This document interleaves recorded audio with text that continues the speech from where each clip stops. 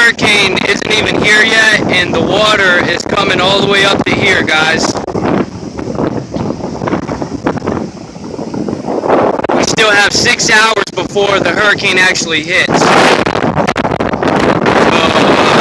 water's definitely going to be all the way up there once the hurricane hits.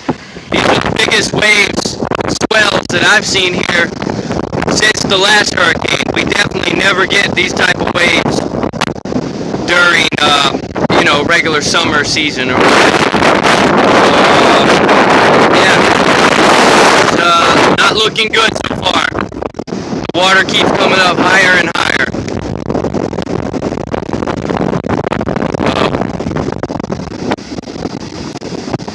I'll check back in with you guys in a little bit. I'll come back to the beach and film some more.